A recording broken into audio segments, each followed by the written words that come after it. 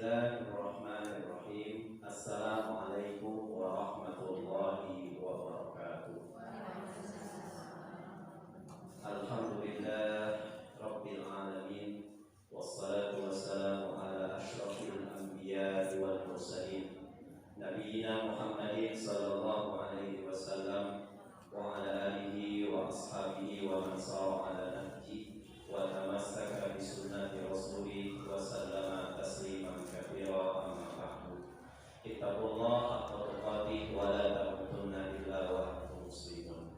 Segenap jamaah pengajian Majelis Al-Hasna rahimani wa rahimakumullah. Alhamdulillah di hari yang agung ini, Yaumut Tasu'ah fi Syahril Al-Muharram, di hari ke-9 bulan Al-Muharram, kita masih diberikan oleh Allah nikmat sehat walafiat di dalam taat kepada Allah Subhanahu wa taala. Terbukti di siang hari ini mungkin di antara ibu ada yang puasa Ramadan, ada puasa Al-Muharram, ada yang dari aktivitas mau ke sini dengan melakukan satu perdebatan yang luar biasa antara akal dengan hawa nafsu, tapi Allah telah memilih kita duduk di sini dalam rangka ta'lim wal muta'allim, agar kita semakin paham kenapa sih di dalam kehidupan kita dihadapkan pada dua penanggalan masihiyah dan penanggalan komaliyah. Bagaimana kronologisnya dan siapa pionir, siapa perintis sehingga Islam punya tanggalan, yaitu tanggal Hijriah. Karena sesungguhnya di dalam kehidupan ini, suka tidak suka, kita pasti akan dihadapkan pada dua penanggalan. Yang pertama penanggalan Masihiyah. Dari segi namanya saja sudah kelihatan ini punya tetangga sebelah. Kemudian ada penanggalan Hijriah. Tapi sayangnya Bapak Ibu, umat Islam terutama di Indonesia ini, mereka terdominasi selalu melakukan penanggalan dengan penanggalan Masihiyah atau Syamsiyah, dan kurang terbiasa dengan penanggalan Hijriah. Mungkin putra-putri ibu yang sedang mondok, mereka lebih terbiasa dengan penanggalan Hijriah daripada Masihiyah. Mereka lupa apakah ini 17 Agustus apa bukan. Mereka nggak ingat ini kesaktian Pancasila apa tidak. Karena 24 jam mereka berjibaku dalam penanggalan Hijriah. Mau makan, ngantri, harus nyobek penanggalan Hijriah. Hari ini tanggal berapa? Tanggal 9. Oh, berarti tanggal 9 tadi sarapan paginya, untuk sarapan pagi sudah saya berikan ke bagian dapur pada saat tadi sahur. Berarti tinggal warna hijaunya, ini tanggal 9 saya akan buat buka. Besoknya tanggal Al-Muharram. Begitulah akademis kita, sehari-hari kita ketika di pondok selalu dikaitkan dengan penanggalan Hijriah. Makanya ketika ibu tanya dengan putra-putri ibu di pondok, mereka lupa ini tanggal apa, tanggal apa. Dan memang seharusnya kita jangan melupakan penanggalan Hijriah. Coba yuk kita sebutkan, jangan-jangan ibu Masihiyah hafal Januari sampai Desember, apalagi kalau awal bulan hafalnya luar biasa.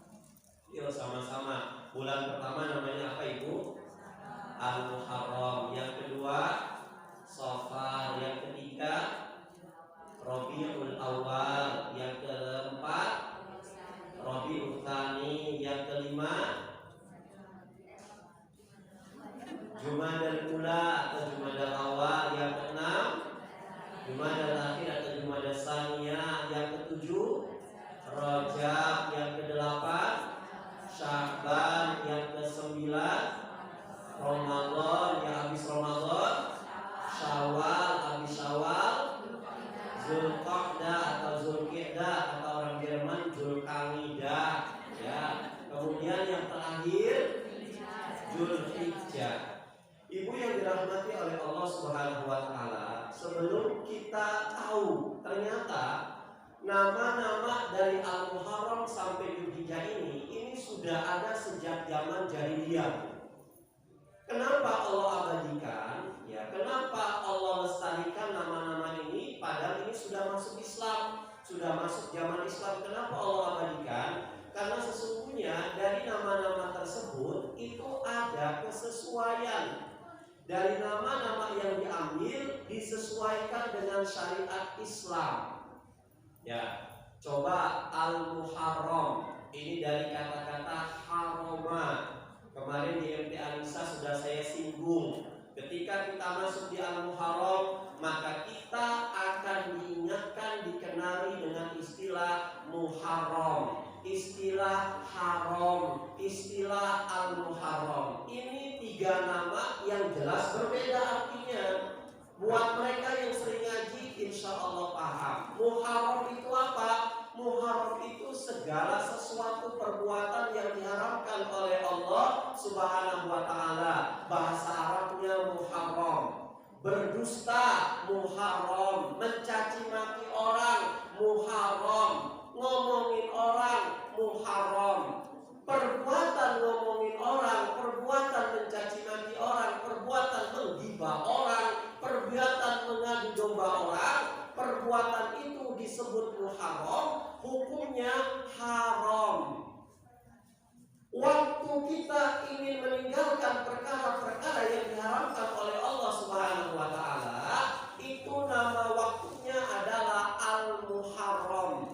Maka yang tepat bagi kita untuk mengucapkan atau untuk menuturkan bulan pertama Hijriah ini bukan Muharram tapi Al-Muharram. Kenapa ada al-nya? Karena al ini menunjukkan waktu. Waktu apa? Waktu kita untuk menghilangkan, menjauhkan, meninggalkan segala perbuatan yang bisa menzalimi kita dan menzalimi orang lain. Maka waktunya namanya Al-Muharram. Makanya Allah dan Rasulnya menyanjung-nyanjung bulan ini sebagai bulan kesucian, sebagai bulan yang dikaromahkan. Orang Jawa menyebutnya keramat. Kita bicara tentang keramat, pasti di angan-angan kita, di pikiran kita, di halusinasi kita, yang namanya keramat itu angker. Padahal keramat itu dari bahasa Arab, dari kata-kata karoma. Ya, bentuk bendanya, bentuk kata bendanya namanya karoma, sifatnya karoma. Karoma itu apa? Kemuliaan. Bagaimana mungkin Allah dan Rasulnya memuliakan bulan ini, kok kita orang-orang Islam justru mensorokkan, mensialkan bulan ini? Ya, orang-orang tetangga kita, saya nggak sebutkan firqahnya, mereka yang menuduh zina Aisyah radhiyallahu anha, mereka yang memuliakan Ali bin Abi Thalib dengan lagunya Ya Thaibah, Ya Thaibah, hati-hati.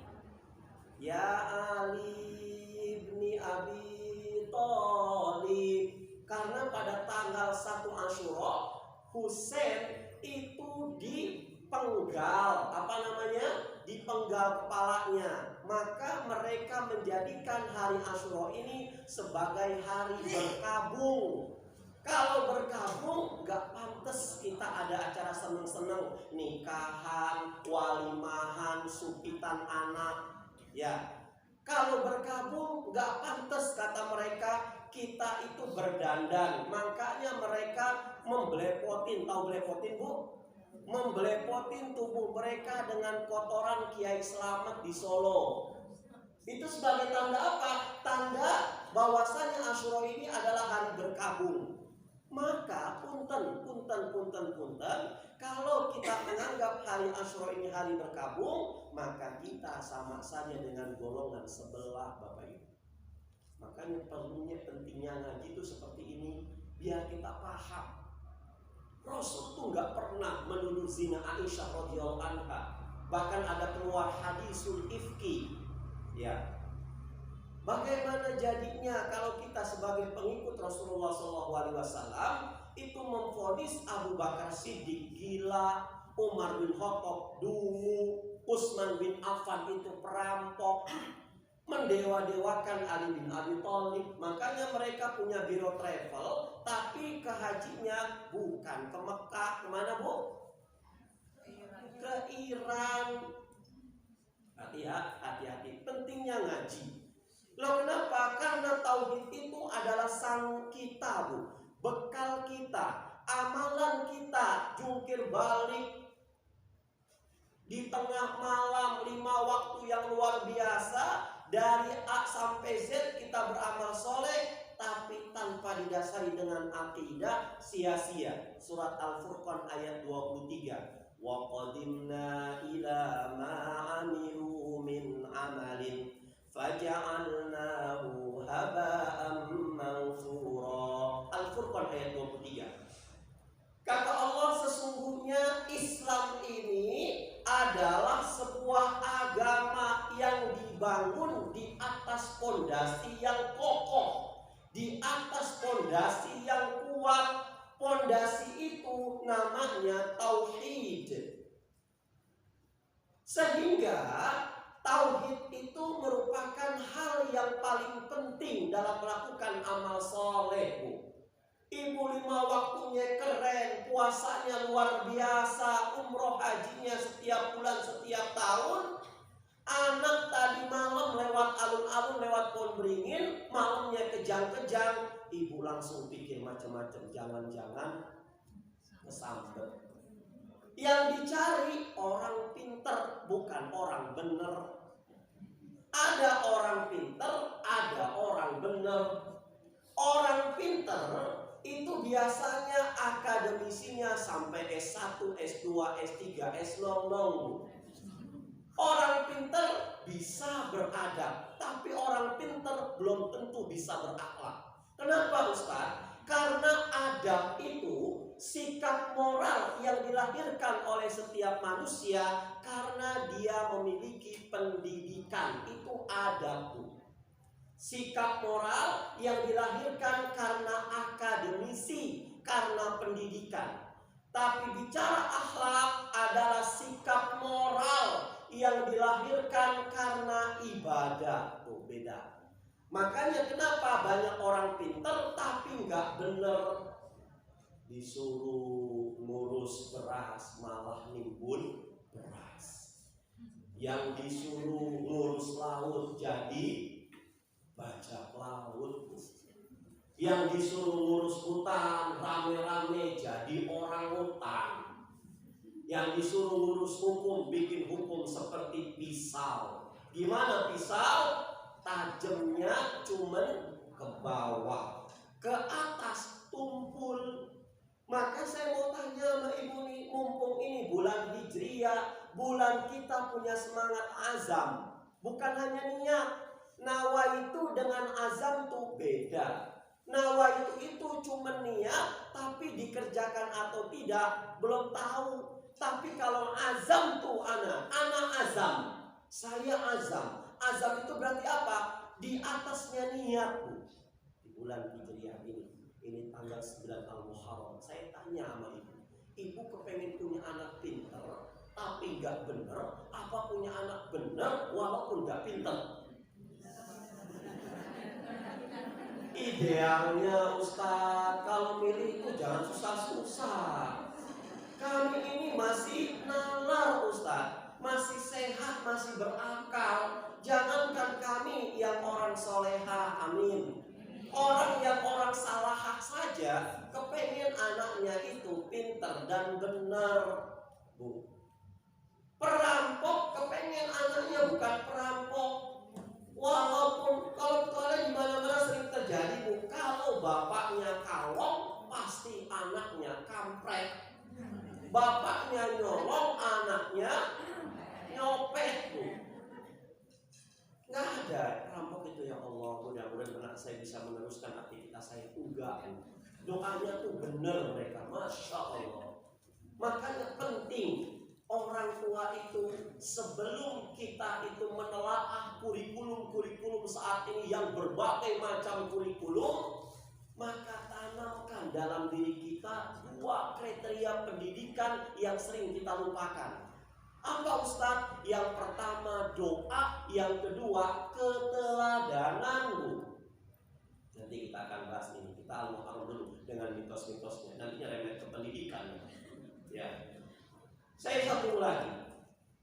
Saya nyambung lagi. Jadi al-muharram itu waktu kita untuk meninggalkan yang haram-haram. Mulai dari sekarang. Saatnya hijrah kita itu bukan hanya meninggalkan maksiat kepada ketaatan, enggak. Itu dulu waktu kita belum ngaji.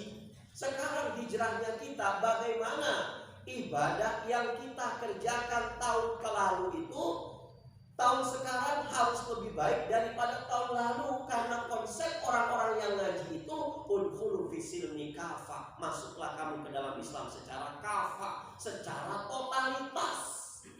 Ini yang kita nggak punya. Lah kenapa? Kita sholat, kita sodako, kita ke masjid, kita ngaji, kok masalah nggak pernah berhenti Ustadz? Karena Islam kita Islam milih-milih, Bu.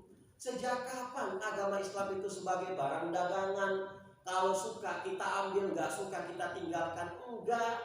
Boleh jadi sesuatu yang baik dari Allah belum tentu kita suka, dan itu ternyata baik. Belum tentu yang baik menurut kita itu baik menurut Allah.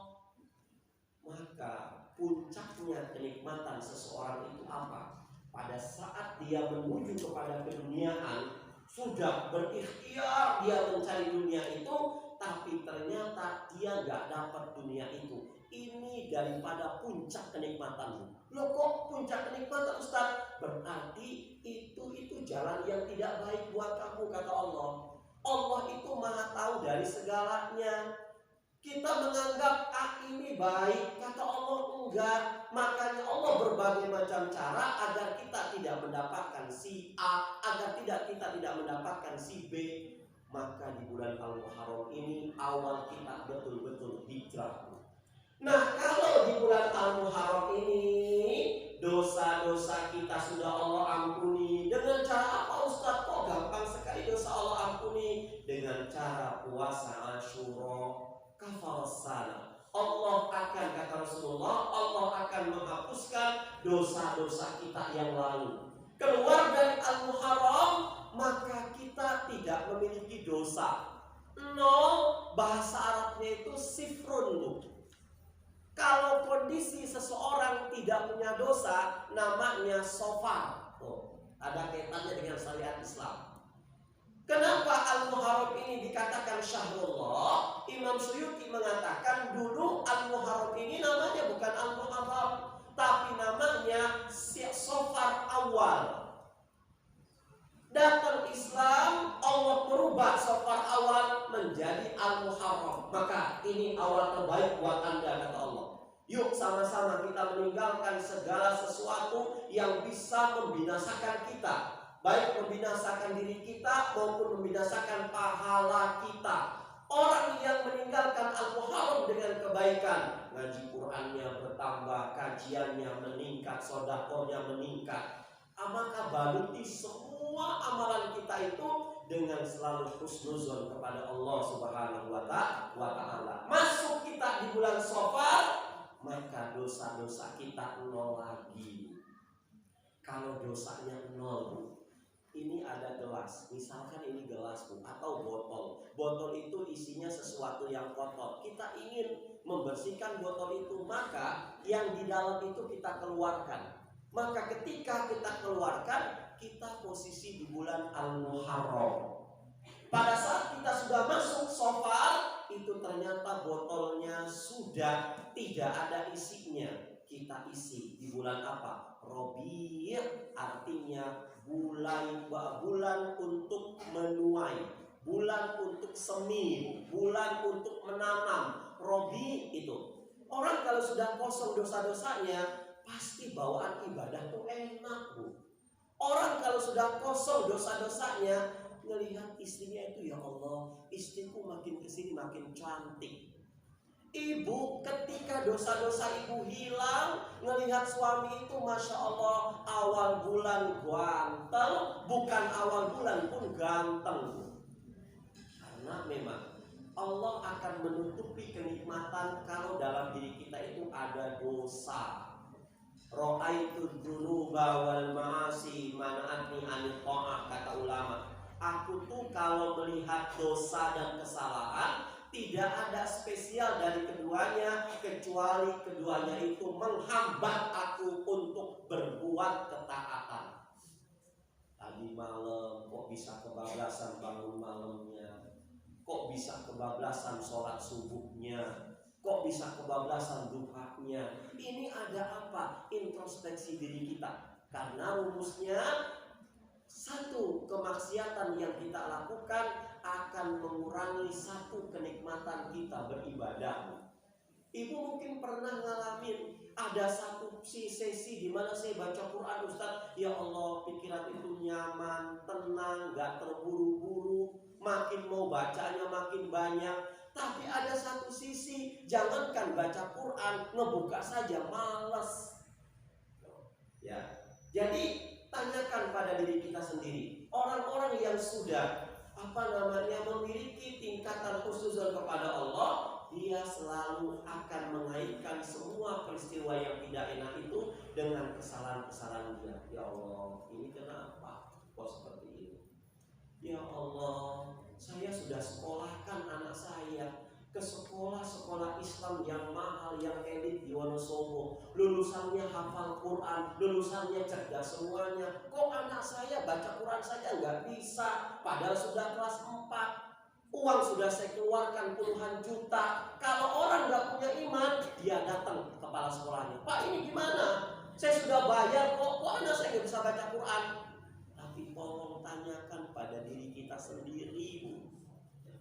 Sampai kapan? Sudah berapa kali kita mendoakan anak-anak kita? Saya kepengen Ustadz, anak saya cinta Al-Quran, anak saya cinta kajian, anak saya cinta Allah, anak saya cinta orang tua, anak saya cinta amalan soleh. Bu, bicara cinta itu bicara hati. Hati itu bukan manusia yang bisa menggerak-gerakkan hati itu. Jangankan hati anak kita, hati suami kita, hati istri saya, kita saja nggak bisa mengatur hati kita.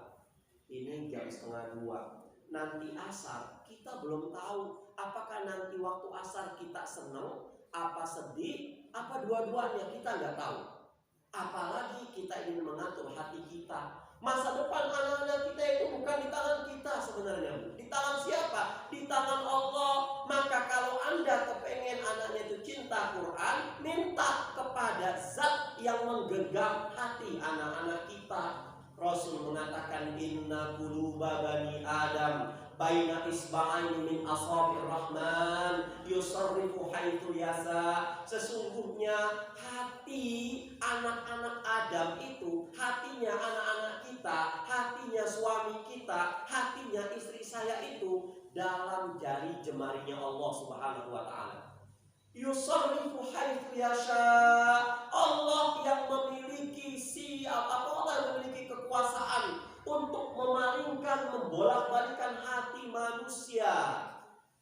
Maka pendidikan yang dahsyat, yang luar biasa harus kita lakukan di bulan Al-Muharram ini. Doain anak kita, bangun di tengah malam, jangan sampai mengeluarkan sumpah serapah yang bisa menjadikan anak kita itu kena musibah. Lihat, yang saat ini anak-anak yang dia sukses, Bu, orang-orang sukses, pasti ini anak selalu di alam orang tuanya, didoakan orang tuanya, enggak pernah membuat orang tuanya sakit hati. Jadi kesuksesan seseorang itu enggak dilihat dari titelnya. Oh, dia ahli ekonomi ini, harusnya dia kaya. Enggak. Dosen, profesor, doktor, ahli ekonomi dari tahun 1 sampai tahun 2023 kerjaannya dosen. Mahasiswanya sudah jadi orang kaya semuanya. Artinya urusan rezeki itu bukan urusan titel. Urusan rezeki itu bukan urusan otaknya manusia. tapi bagaimana orang tua kita mendoakan kita. Maka kata Rasulullah SAW, jangan pernah meninggalkan doa Allahumma ya musarrifal qulub. Dalam riwayat lain, ya muqallibal qulub, tsabbit qulubana ala dinik wa ala ta'atik. Ya Allah, Engkaulah yang maha memalingkan hati-hati manusia ya Allah. Tolong ya Allah, palingkan hati anak saya ya Allah, hanya untuk taat kepadamu, hanya untuk taat kepada agamamu ya Allah. Jangan pernah meremehkan orang tua yang berdoa kepada anaknya. Saktinya luar biasa. Du'aul walid liwaladihi kadu'ain nabi li ummati. Doanya orang tua kepada anaknya itu seperti doa Nabi kepada umatnya. Ibu tahu Imam besar Syekh Abdurrahman As-Sudais, kita baca coba di Google atau biografinya. Beliau itu anak yang memang nakalnya luar biasa, tapi kata-kata nakal itu belum pernah keluar dari lisan emaknya. Ya Allah, kamu nak sudah kelas 6 SD putri, nyapu rumah saja nggak bersih. Mudah-mudahan emak doain nak kamu rewangnya ada 16. Kalau rewangnya 16 kan orang kaya Bu, itu sumpah yang luar biasa. Akhirnya Sudes bilang, Sudes, ya Bu, daripada kamu pengenalnya minta ampun dah, sekarang kamu jual minyak wangi di mana? Di pelataran Mekah Al-Mukarramah. Nih emak modalin. Bisa jadi kali aja kamu jadi imam masjid sana tuh Bu, Masya Allah. Akhirnya doa orang tua itu luar biasa. Kemudian yang kedua, keteladanan. Ya, kita kepengen anak kita hafal Quran, tapi kita nggak mau baca Quran. Nah, ya, nih, iya Mak, kamu hari ini masuk sekolah ya? Iya. Sudah berapa hari? Sudah sepekan Mak. Tadi di sekolah ada program hafalan Quran nggak? Ada Mak. Surat apa? Surat An-Naba. Yuk, perlombaan sama Mama. Perlombaan sama Papa yuk. Siapa yang besok sudah sampai 10 ayat? Kita malam nih kita lomba. Kamu nanti tidur hafalin, Bapak juga lomba hafalin. Saya yakin Bu, anak kita jauh lebih cepat menghafal daripada kita. Anak kita lebih bagus bacaannya daripada kita. Wajar. Itu bukan poinnya. Yang poinnya itu apa? Anak kita akan memikirkan, ya Allah, Mama juga mau ngapalin Quran, Papa juga mau ngapalin Quran. Nah, pada saat kita sadar, ya Allah, anak saya ternyata lebih pintar daripada dulu. Yang tadinya nggak ngapal Quran, sekarang ngapalin. Yang tadinya nggak hafal Quran, sekarang ngapal Quran. Yang tadi nggak bisa Quran, nggak bisa baca Quran, sekarang bisa baca Quran. Memang sih dia anak saya, dan dia harus nurut sama saya, dan dia harus hormati saya. Tapi dari segi hafalan, karena banyakkan dia, maka saya akan memberikan ribut kepada anak-anak saya. Haknya diberikan. Oh ya Allah, ternyata kamu yang menang dari ayah ya. Nanti besok ayah kasih uang sangu, ayah nambahin. Kamu jajan berapa nak uang sangunya? 5.000. Ayah nambahin 5.000, 25 rupiah. Ya. Reward Bu, ini Masya Allah nggak gampang. Dan biasanya orang yang ahli Quran, kita kepengen anak kita ahli ibadah, itu musuhnya banyak Bu. Musuh apa? Musuh yang nggak kita sadar. Ya, nonton TV itu kan musuh luar biasa. Main gadget musuh luar biasa. Apakah kita harus hindari? Jangan.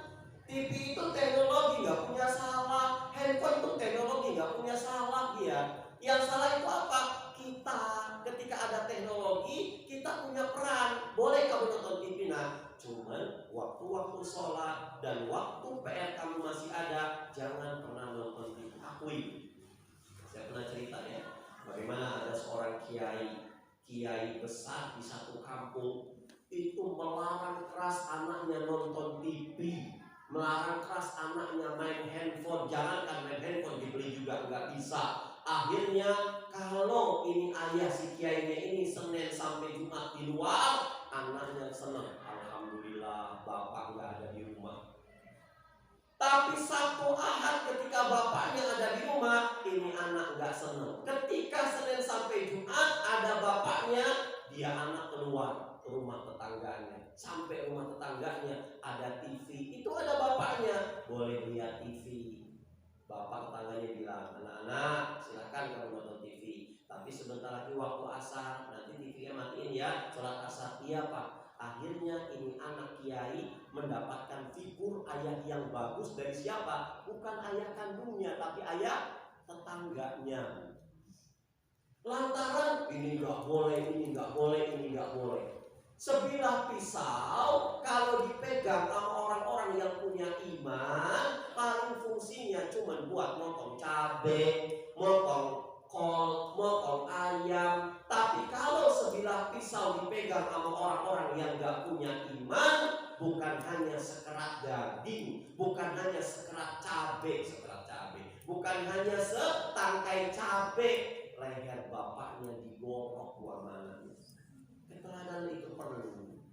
Makanya pendidikan anak dalam Islam itu bukan saat brojol kan diazani, bukan, tapi saat apa? Surah Al-A'raf ayat 89 pernah saya bahas di tiap asna. Doa di usia janin usia 4 bulan atau 120 hari. Nih. Robi berarti musim semi. Dari kosong kita bisa tuh melakukan amal ibadah enak, ngaji enak, zikir enak, baca Quran enak, melihat istri juga enak, istri melihat suami enak, mendampingi anak enak. Kenapa? Kita udah gak ada kemaksiatan lagi dosa-dosa kita. Nah biasanya sudah kumpul ini pahala kita Bu. Kalau kita nggak selalu minta perlindungan sama Allah untuk min husni ibadik ya. Ya Allah, aku berdoa kepada Engkau untuk selalu membaguskan amalan-amalanku. Ini doa hidayah. Rabiul Awal maksiatnya hilang karena di bulan Safar. Di Rabiul Awal tidak ada maksiat, dia beribadah kepada Allah. Rabi itu artinya kumpul. Musim semi. Menanam lagi. Akhirnya Rabiul Tsani kebaikannya banyak Bu. Hati-hati. Orang kalau sudah dikatakan soleh oleh orang lain, iblis masuk. Ngapain? Ngeganggu kita. Masya Allah, di sini nggak ada macan sesoleh Anda. Tahu macan Bu?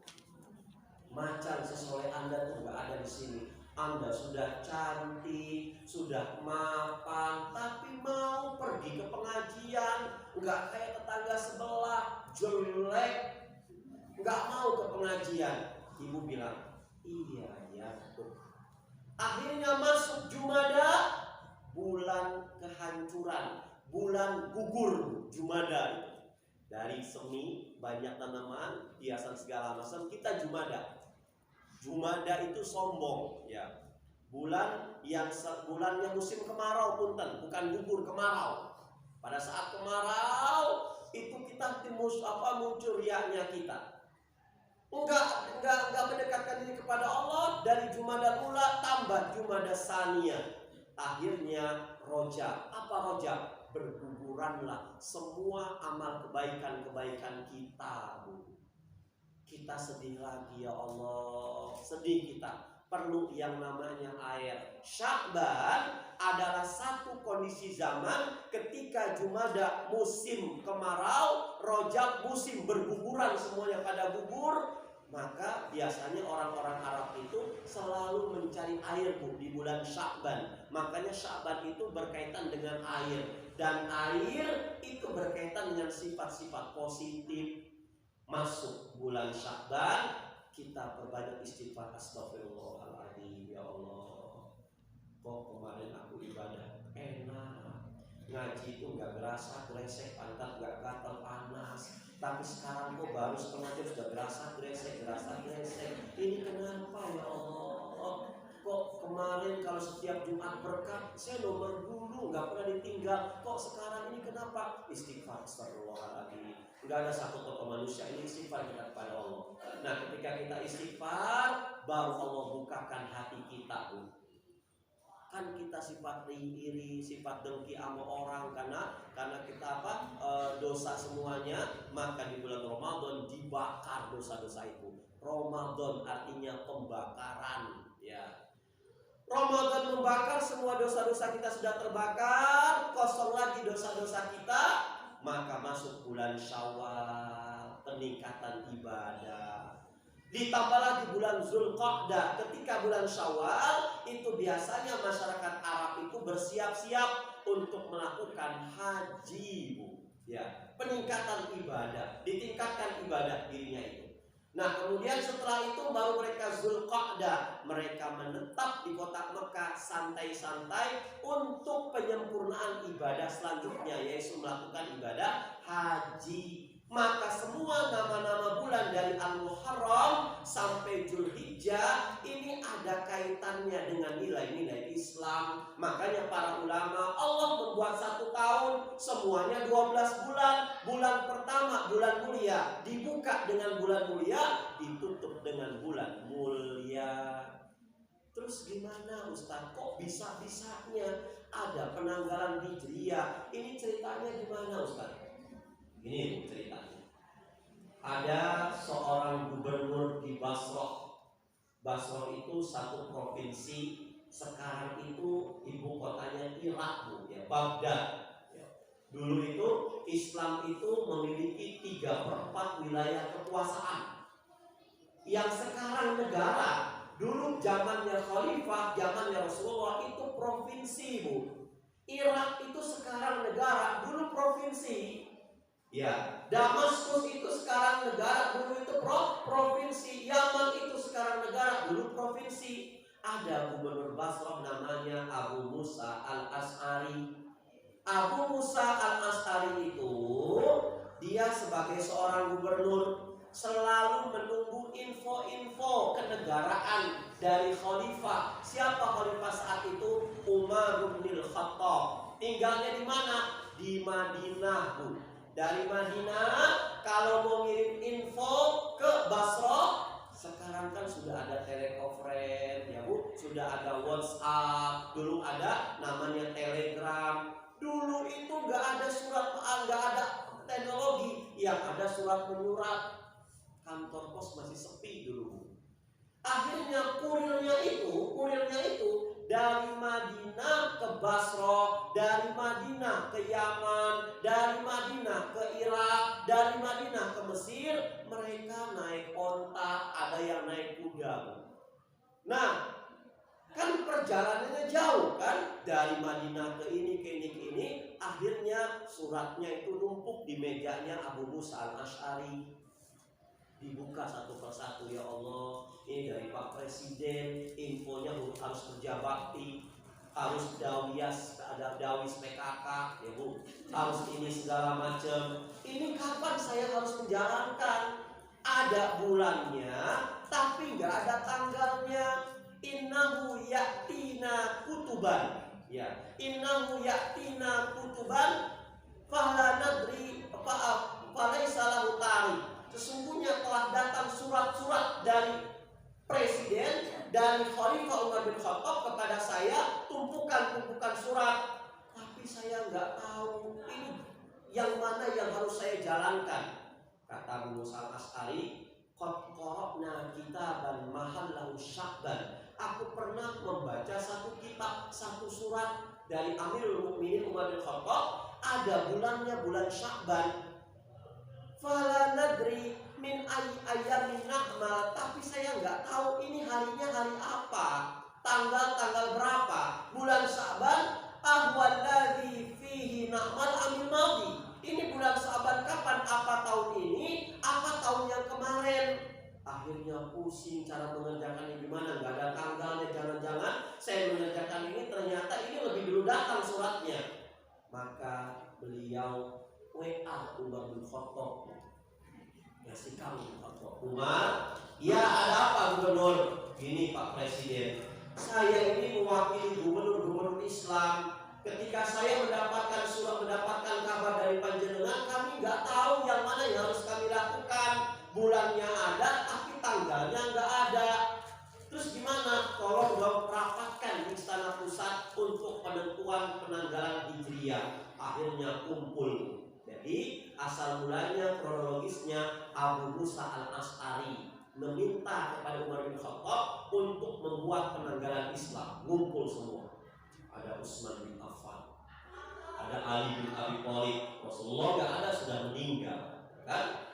Akhirnya dia bertanya sahabat, wahai Umar bin Khattab, ada apa kami ngumpul ini? Ini nih Gubernur Abu Musa al-Asy'ari merasa kebingungan menjalankan perintah dari kita di sana karena ada bulannya nggak ada tanggalnya. Yuk kita tentukan sekarang, siap.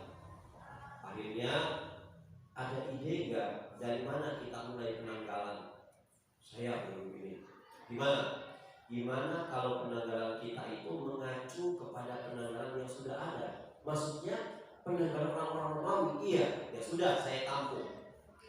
Teman-teman semuanya, ini ada salah satu sahabat kita untuk mengusulkan penanggalan Hijriah itu disesuaikan ngekor kepada penanggalan orang-orang Romawi. Bagaimana semuanya? Semua marah-marah. Ini tanda indikator bahwasanya para sahabat itu anti menyerupai orang-orang noni, menyerupai orang-orang non-Islam. Mereka paling anti. Apa buktinya? Jangankan setelah Rasulullah wafat, pada saat Rasulullah SAW itu masih ada pun, beliau langsung mengatakan hari ini Yaumul Asyura. Orang-orang Yahudi pada puasa tanggal 10 Al-Muharram, kita jangan kalah. Maka tanggal 10 Al-Muharram ini, yuk sama-sama kita puasa Al-Muharram. Maka sahabat mengatakan, aku gak setuju ya Rasul. Loh, kenapa gak setuju? Hada yaumul yu'adzimul Yahud. Karena hari 10 Al-Muharram ini adalah hari yang diagungkan oleh orang-orang Yahudi. Bukankah Anda pernah membuat satu hadis kepada kami? Man tasyabbaha biqaumin fahuwa minhum. Barang siapa yang menyerupai satu kaum, maka dia dari golongan kaum itu.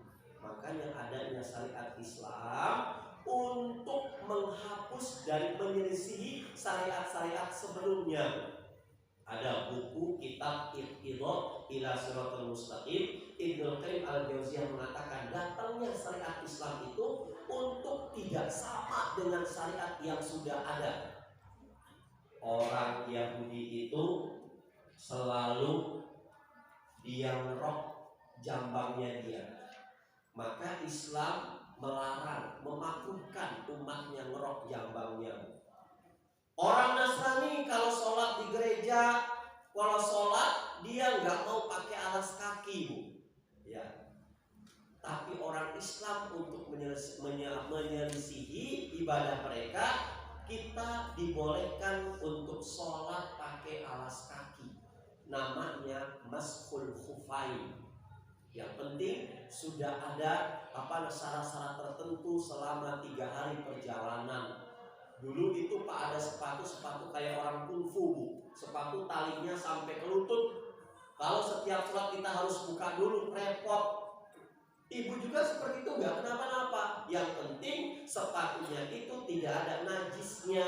Maka pada saat kita nggak mau lepas sepatu, kita wudhu. Tuh lihat, agama Islam itu ada agama mahdoh, ada agama ghairu mahdoh. Agama mahdoh itu apa? Agama yang tidak bisa ditawar oleh akal kita. Kita kalau pakai mashul khufain, itu yang diseka bukan ini, Bu, tapi atas sepatunya.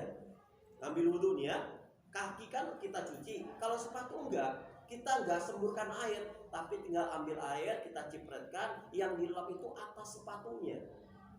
Ya, kalau kita mau sholat tuh, malas untuk buka sepatu. Itu luar biasa.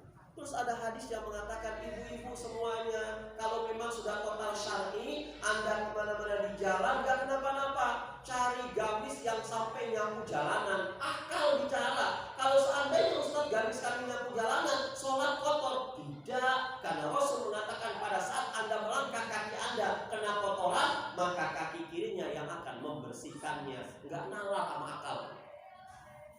Ini Islam luar biasa, Masya Allah. Yang kentut pantat, yang dibasuh Allahu Akbar, Masya Allah. Pusing kita, otak kita itu kekecilan untuk mengkaji tentang kekuasaan Allah Subhanahu wa Ta'ala. Sahabat semuanya tidak setuju. Ya, tidak setuju sahabat. Makanya 10 Al-Muharram ini ketika ditanya kenapa orang-orang yang begitu puasa Al-Muharram, karena di 10 Al-Muharram ini Allah menyelamatkan Nabi Musa alaihissalam dari kejaran Fir'aun, ya, kejaran Fir'aun. Makanya hari tanggal 10 Al-Muharram orang-orang Nasrani menjadikan sebagai hari raya Paskah. Ya. Kalau orang Yahudi menjadikan sebagai lebaran mereka. Ini Nabi Musa alaihissalam. Tetapi agama itu pernah saya utarakan sebagai mata rantainya agama Islam. Kemudian yang kedua, usul pertama nggak diterima. Usul kedua apa? Usul kedua, gimana Wahai Khalifah?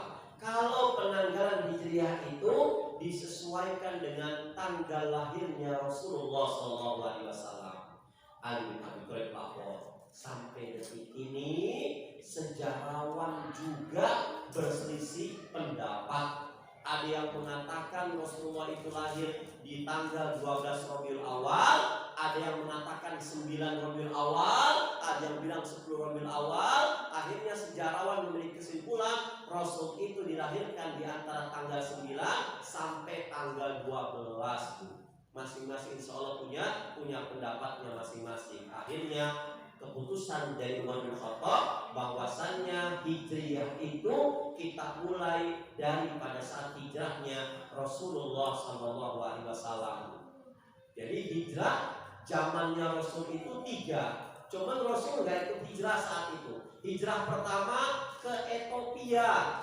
Di Ethiopia ternyata yang hijrah sedikit, pulang lagi mereka ke kota Mekah, hijrah lagi ke Ethiopia, itu Habasyah yang kedua. Rasul saat itu jaga base camp. Akhirnya hijrah ketiga ke Madinah Al-Munawwarah. Ini bulan yang paling mulia. Nah, bicara tentang surah bulan Al-Muharram, di sini kadang ada peristiwa-peristiwa tatoyur. Apa peristiwa tatoyur? Peristiwa kabar burung yang nggak bisa dipertanggungjawabkan. Muharram disebut oleh orang Jawa dengan bulan Soro. Bulan Soro. Orang Jawa itu selalu manggil, biasanya senang manggil itu akhirannya saja. Muhammad, Mbah Mat, ya. Joko, Koko, Asyura, Surawan, ya. Surawan itu. Nah akhirnya bulan ini sering dihubung-hubungkan dengan mitos dan hal-hal yang berbau klinik atau mistis. Bahkan banyak orang yang menganggap sebagai bulan keramat, bukan bulan karomah. Memang Asyura itu bulan keramat, cuma bukan keramat angker, tapi keramat karomah. Ya, kalau seandainya kita menganggap bulan Asyura ini adalah bulan sial, maka kita telah mencela waktu. Siapa yang mencela waktu, sementara waktu itu dibuat oleh Allah, maka sama saja dia mencela Allah Subhanahu wa Ta'ala. Dalam sebuah kitab namanya Hadis Sahih Bukhari, Allah berfirman lewat hadis qudsi. Jadi hadis qudsi itu redaksinya dari Allah, firmannya Allah yang mengatakan, cuma redaksinya dari Rasulullah SAW. Apa kata Allah? Qala Allahu azza wa jalla. Allah ketika mendengar banyak orang-orang jahiliyah itu mencela waktu. Hari Selasa jelek, Sabtu jelek, Rabu bagus, Jumat bagus, bulan ini begini-begini. Pokoknya dikait-kaitan dengan itu semuanya. Allah bilang, yudhini ibnu Adam yasubud dahr. Anak Adam telah menyakitiku, kata Allah Subhanahu wa Ta'ala. Bagaimana menyakitimu ya Allah? Yasubud dahr, ia mencela waktu. Wa ana dahr, padahal waktu itu aku yang buat. Biadil amr, semua perkara-perkara yang terjadi hari ini, terjadi besok, dan sudah terjadi, itu berada dalam genggamanku. Bukan karena hari ini jelek, hari ini bagus. Uqallibul laila wan nahar, aku ini yang memberikan kekuasaan membolak-balikan siang dan membolak-balikan yang namanya malam. Maka orang yang mencela hari, dia sama saja mencela Allah Subhanahu wa Ta'ala. Ustaz, ini gimana ya Ustaz? Kadang-kadang ada benarnya si orang tua gitu ya. Ada benarnya orang tua. Ya sudah, yang sudah simbah-simbah kita udah jangan dikoreksi macam-macam. Nanti kita kualat tuh. Ya. Loh, kenapa kok bisa kualat Ustaz? Kita itu betul mendakwahkan orang tua kita, tapi karena dakwah kita itu maki-maki dia, akhirnya orang tua kita enggak ridho sama kita. Datang musibah ke kita bukan karena kita melanggar hari itu, tapi kita memang sudah membuat orang tua kita kecewa. Maka kalau yang sudah tinggalkan, sekarang tinggal kita. Aqimu daulatal Islam fi qulubikum. Kalau kita nggak bisa mendakwahkan agama Islam kepada tetangga-tetangga kita, kepada orang tua kita, maka mulai Al-Muharram ini kita dakwahkan Islam itu kepada keluarga kecil kita. Ngomong sama suami baik-baik, ngomong sama istri baik-baik, ngomong sama anak-anak baik-baik. Islam itu adalah agama rahmatan lil alamin. Maka untuk menghindari dari sifat-sifat tercela yang kita hujamkan kepada bulan Al-Muharram, salah satunya memperbanyak amal-amal kebaikan. Ibu yang dirahmati oleh Allah Subhanahu wa Ta'ala, tepat 55 menit saya ngomong, ada 5 menit untuk bertanya. Silakan yang mau bertanya, saya serahkan sepenuhnya ke Ibu Dida. Silakan dulu. Tunggu ibu yang mau bertanya. Mana ada yang mau bertanya?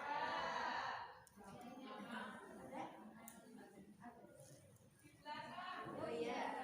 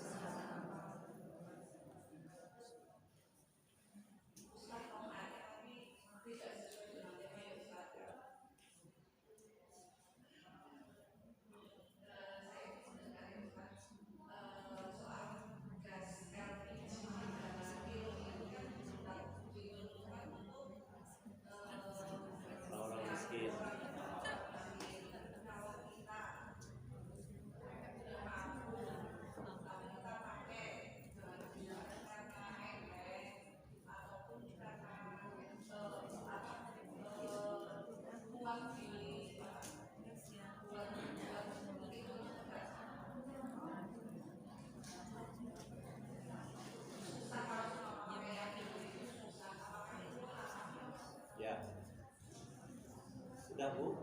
Ya. Pertanyaan ini pernah dilontarkan kepada Ustadz Kerwandi Tarmizi, pernah dilontarkan kepada Ustadz Khalid Basalama, pernah dilontarkan kepada Ustadz Turbais. Mereka mengatakan gas LPG 3 kg itu diperuntukkan kepada masyarakat miskin, Bu. Ya. Siapa masyarakat miskin itu? Masyarakat yang memang dia punya penghasilan, tapi penghasilannya itu tidak bisa mengcover kebutuhannya. Ini masyarakat miskin, ya. Padahal memang Quran itu nggak ada miskin. Quran itu semuanya kaya, cukup, ya. Orang kaya adalah orang yang lebih dari cukup. Orang yang qanaah adalah orang yang merasa hidupnya cukup. Miskin siapa? Orang yang selalu kekurangan. Tapi terlepas dari itu, Syekh Yusuf Qaradawi itu bilang orang miskin itu adalah orang yang dia punya penghasilan, tapi penghasilannya itu tidak bisa mengcover biaya hidupnya. Ini pertama. Kalau orang fakir apa? Orang fakir itu orang yang nggak punya penghasilan dan dia juga disuruh kerja, nggak bisa melakukan kerja karena mungkin kondisi kesehatannya. Maka saya ngambil tengahnya, Bu. Selama gaji ibu itu, gaji suami ibu itu tidak boleh dizakatkan, ya penghasilan, zakat penghasilan berapa? Zakat penghasilan itu kalau gaji kita itu sudah bisa membeli 500 kg beras, Bu. Itu harus bayar zakatnya 2,5%. Tapi kalau belum target itu, monggo silahkan pakai gas LPG. Terlepas ibu bisa atau tidak, insya Allah nggak kenapa-napa. Tapi kalau ibu sudah bisa berzakat 2,5%, ya maka alangkah baiknya kita untuk terlepas daripada kemudorotan, tidak menzalimi orang, pakai gas yang sesuai dengan kadarnya kita. Ustaz, tapi saya nggak bisa menggunakannya. Belajar untuk bisa menggunakan, ya belajar untuk bisa menggunakan. Tapi kan kata ibu-ibu, gas LPG itu gampang meledak, yang 3 kg itu. Tapi kalau gas yang safety itu yang warnanya biru, yang besar segala macam. Tapi mengacu kepada hukum zakat tadi, itu yang bisa saya jawab. Tapi kalau seandainya alasan ibu itu hanya sekedar nggak bisa menggunakannya, ada cara untuk bisa menggunakannya. Wallahu a'lam bishawab. Itu ya Bu. Ya. Ya, semoga Bu.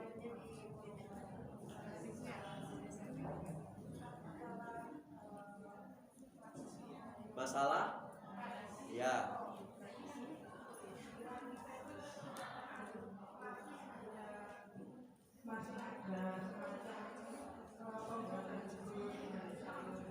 Pembuatan bubur. Oh, bubur.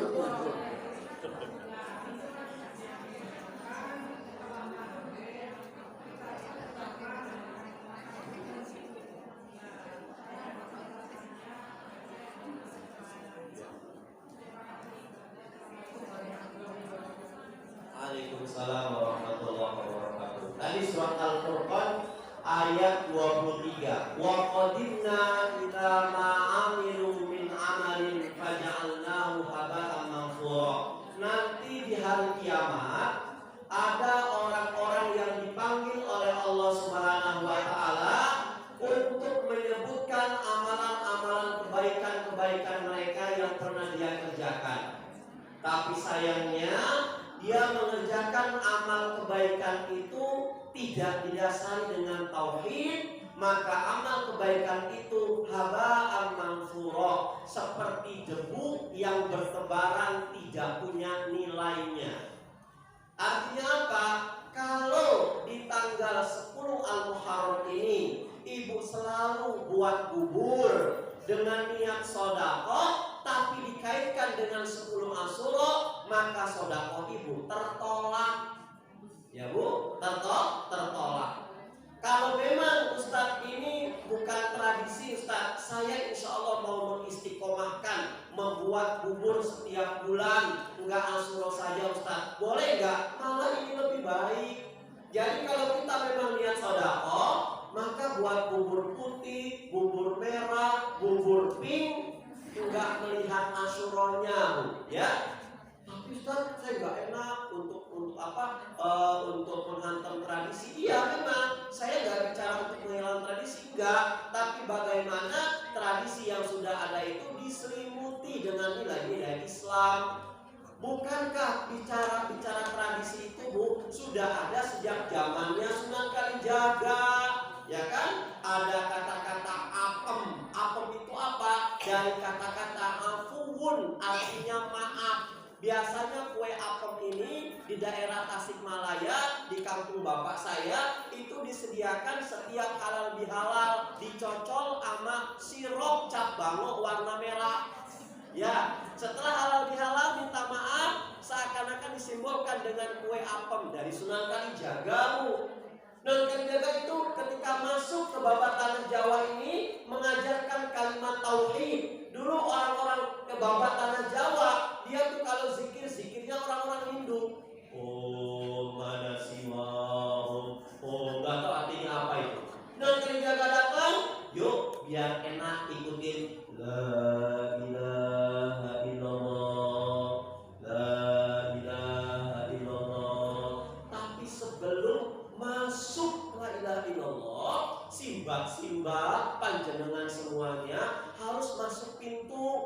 Untuk mengambil air wudhu, nih masuk pintu yang namanya gopuro.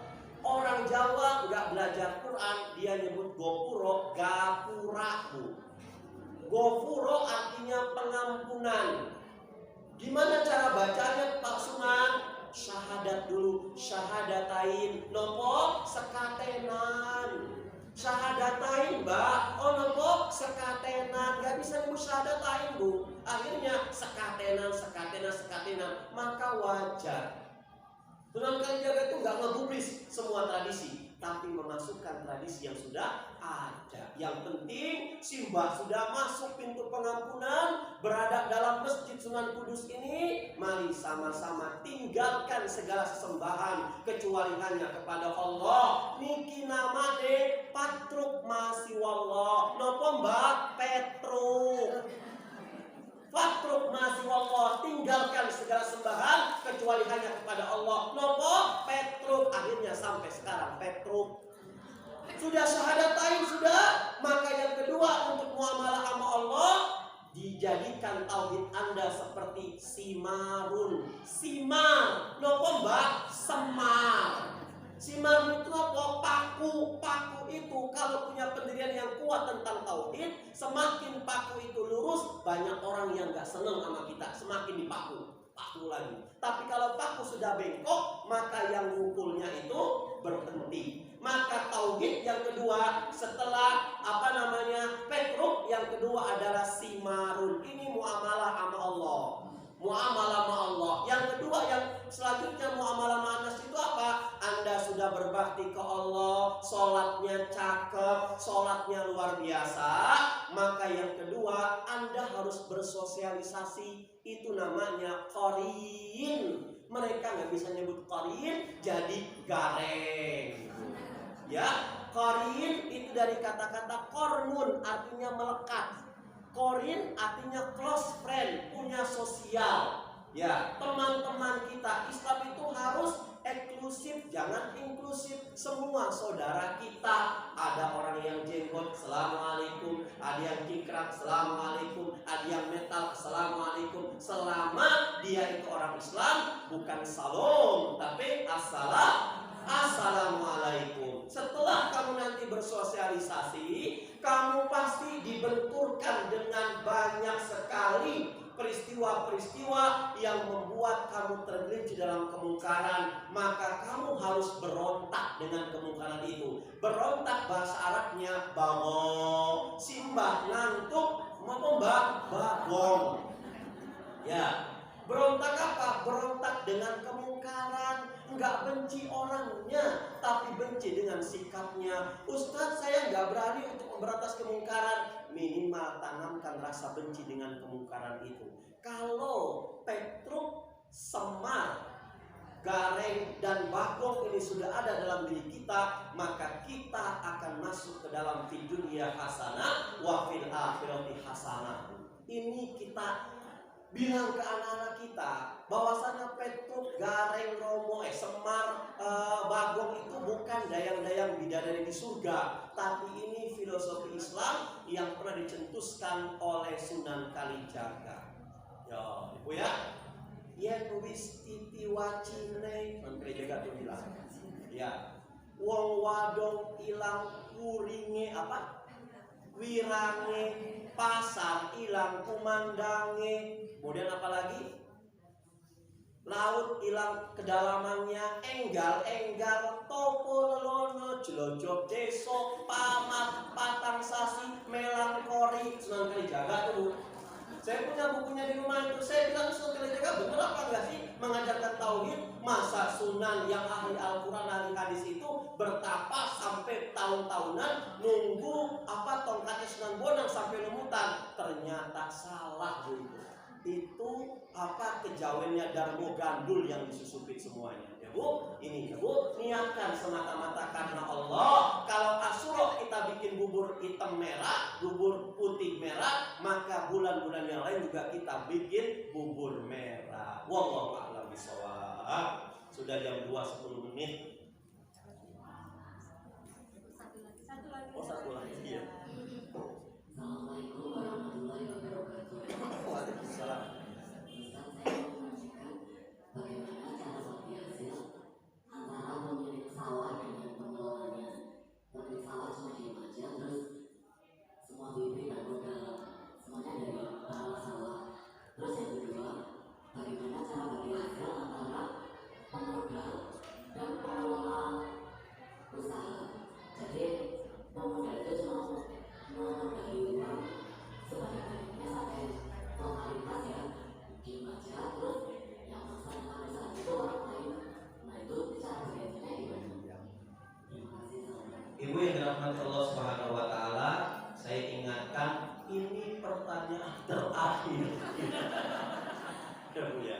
Rasulullah SAW itu pernah mengajak orang Yahudi untuk kerjasama garap sawahnya Rasul.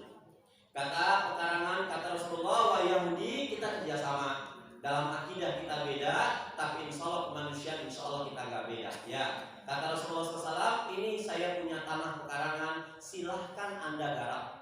Maka orang Yahudi mengatakan, gimana ya Rasulullah cara bagi hasilnya? Apakah tahun ini Anda, tahun besok saya? Bukan, itu nggak boleh. Karena orang tidak bisa menentukan tahun ini panen, tahun besok nggak panen. Terus gimana? Setiap panen silahkan kita diskusikan berapa persen buat Anda, berapa persen buat saya. Maka ada sahabat, ada riwayat mengatakan mereka Rasul dengan Yahudi itu bersepakat 50-50. 50% Rasulullah, 50% orang yang menggarap. Ada lagi yang mengatakan kalau seperti itu kita zolim kepada orang yang menggarap. Loh kenapa? Karena kan yang menggarap itu beli pupuk, ya Bu. Yang menggarap itu tenaga segala macam. Ingat, bagi hasil itu sudah dipotong biaya pupuk, bagi hasil sudah dipotong biaya mesnya, Bu. Ini uang yang memang nganggur, keuntungan bersih. Terus gimana? Alangkah baiknya yang menggarap itu lebih banyak daripada yang tidak menggarap. Bahasa ekonomi Islamnya, shahibul mal dapatnya sedikit yang punya uang. Adapun mudharib, orang yang mengelola itu dapatnya banyak. Katakanlah 60% buat yang menggarap, 40% buat shahibul mal, 70% buat yang menggarap, 30% buat shahibul mal. Gitu Bu. Kalau mau rata-rata nggak kenapa-napa, yang penting jangan sampai membuat dia itu pecah hati. Dia sih ikhlas Ustaz, ya ikhlas karena dia kan udah terima kasih yang bagus, sudah dapat kerjaan. Kalau bisa jangan. Kita sebagai pemilik modal, kalau bisa kita lebih sedikit daripada yang menggarapnya. Mau alam bisawab gitu ya Bu? Ya. Saya kembalikan kepada kita. Yang kedua apa? Pemilik modal gimana?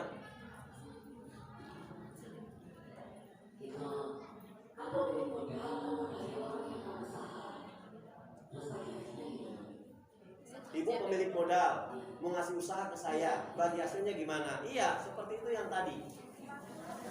Ibu diskusi sama, nggak apa-apa. Yang penting 50-50 boleh, tapi alangkah baiknya pemilik modal lebih sedikit daripada yang punya modal. Cuman ingat Bu, kalau kita berani untuk modalin orang, kalau orangnya itu bangkrut, kita jangan menuntut uang itu balik Bu.